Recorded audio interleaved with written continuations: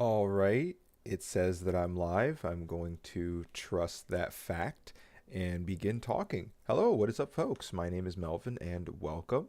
I saw that there was enough stuff on the news to interest me in whatever I wanted to say, so here we are. But before getting started, I just uploaded a new Sly Cooper video, Sly Raccoon versus Thanksgiving Turkey. So go ahead and check that out. It's a fun time. I didn't mean to start this live stream at the same time as uploading it. It just became a happy accident that way. Anyways, so in my last live stream, funny enough, I talked about Pokemon, and just how it seemed underwhelming because they released a underwhelming product. They could have done better. The people that make Pokemon, they know they can do better, but they decided to release something that, at least critically, just wasn't received the same as its predecessor. But that doesn't matter because it sold like gangbusters. Like it sold really, really, really, really, really well. And we're going to talk about that. Pokemon Scarlet and Pokemon Violet, the first new mainline entries into the Pokemon series since 2019, have become the fastest selling games in Nintendo's history, the company has announced. The two games sold 10 million units between them globally in their first 3 days on sale, including both physical and downloadable versions. This is the highest global sales for any software on any Nintendo platform within the first 3 days, the company's press release. Although it's not a perfect apples to apples comparison, Nintendo previously said Animal Crossing New Horizons had the best start ever for Nintendo Switch title after it sold 17.37 million units in the 11 days after its March 20th, 2020 release. The latest Pokemon titles appear to have sold over half in a third of the time, putting it on track to outsell Pokemon Sword and Shield, which sold 6 million copies in their launch weekend with lifetime sales of over 25 million. And here's the kicker. Here's why. In contrast, Sony recently boasted that God of War Ragnarok had become its fastest selling first party launch title with just 5.1 million copies sold in its debut week. Hot diggity damn, that is a lot of video games being played right now. I mean, it goes without saying that just video games are just becoming way more popular. People really like playing video games. And I understand I'm in the minority because I just don't really like playing Pokemon all too much. There's other RPGs that keep my attention, but again, that doesn't matter. Yeah, Pokemon did something really interesting. And it's the saying goes, you speak with your wallet. But we can see that a lot of people have different definitions on what makes a good game, or what makes a game worth 60 freaking dollars. That's a lot of money. $60, that could, for me, if I use it properly, that's a week of groceries. People are willing to spend a week of groceries to play this game. Of course, this game is going to last a lot longer than a week of groceries, but to each their own. So I just thought it was a interesting little fact. So again, to preface, it's not just the most successful launch title Nintendo's ever had. It is the most successful launch title to any game ever. And it's only been out for 3 days. That is insane. It has essentially broken records in the shortest period of time. It is insane. And unfortunately, it goes without saying, this is going to encourage more bad behavior from Nintendo.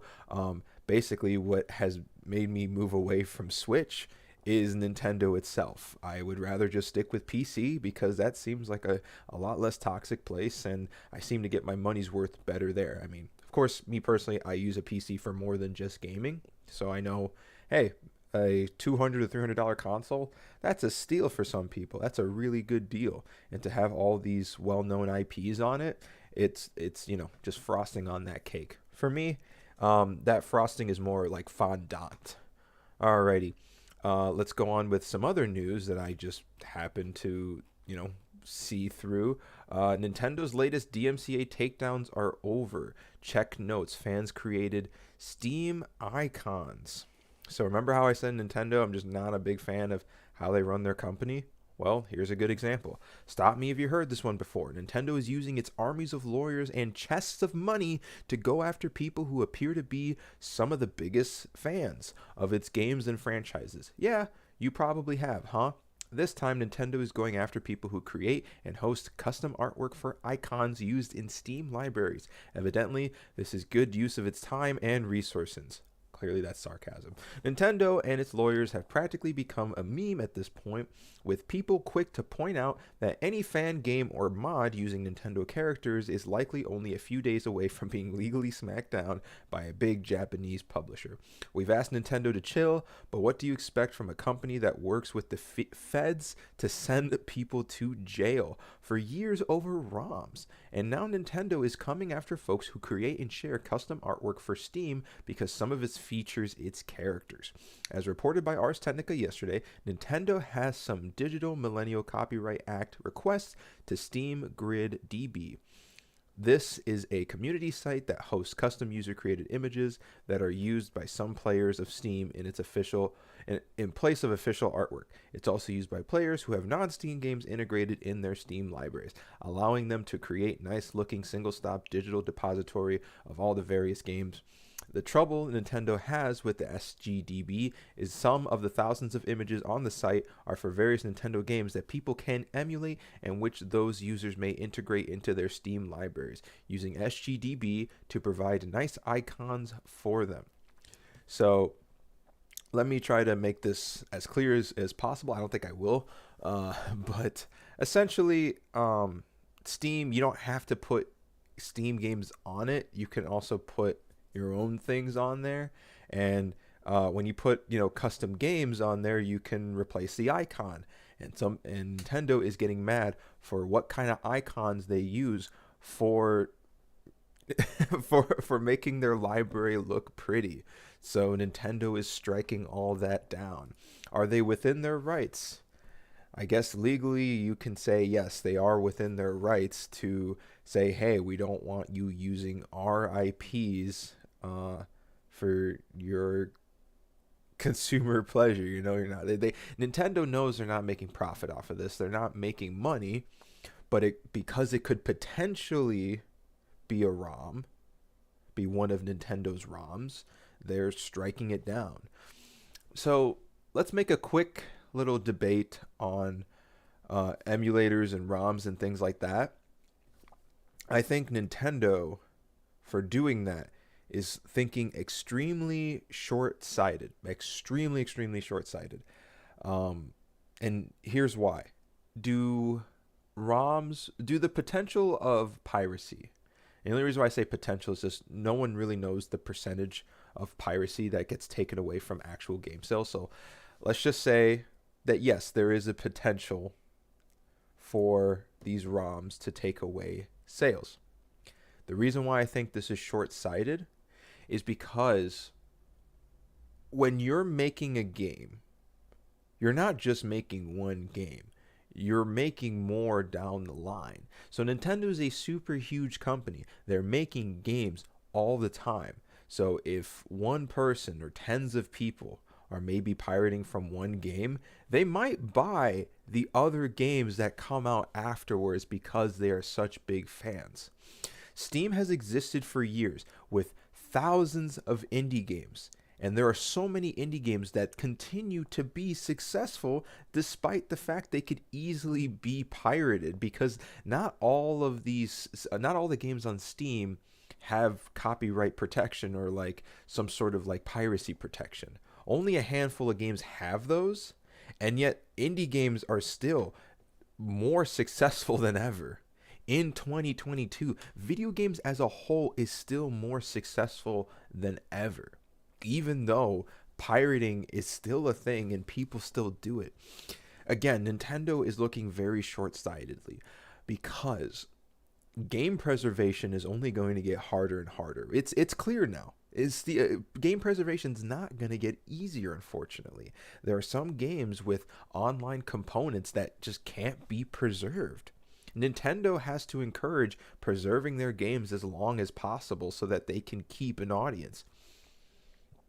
I can't tell you how much of a bigger Nintendo fan I became because I had the ability to play their older games. I was never going to buy an SNES or an NES just to play the original games. But sure, would I download a ROM? Yes. And downloading those ROMs eventually encouraged me to just not do it as much and to pay Nintendo's high prices just for their NES ROMs. I think I've downloaded like 3 or 4 different Mega Man games, $5 a piece, and that's going into Nintendo's pocket right there.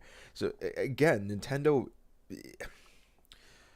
again, are they within their right to do it? Fine, but I don't think it hurts their bottom line, and I think they should see the brighter side of what preserving their games looks like. I think that's very important. And then for final news, because we all need a laugh from time to time. So NFTs, crypto banned from GTA Online servers. So I think that's a really good thing. I don't really think I need to read the article. I think it's awesome that they're just getting away from crypto. Crypto just kind of sucks at the moment.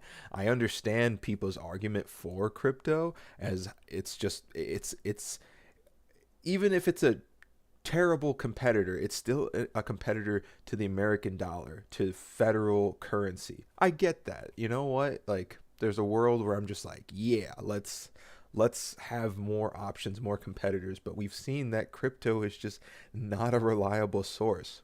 Fun fact, I tried just for funsies because I was like, all right, I'm willing to give up this much amount of money. I was just like, all right, let me put $30 in the stock market for Bitcoin, Dogecoin, and what was it, Ethereum. All 3 of those, my money sank. And again, I lost 10% on each, so I lost about $1. I kind of sold it off because I was just like, nah, I'm not having this experiment anymore. So I lost $3 out of doing that. But yeah, crypto is just not where it is. I don't think anyone's very happy for the state of crypto, but I am glad that people's money are safer now because it's clear that having it in crypto is not as safe. So I'm very happy for that.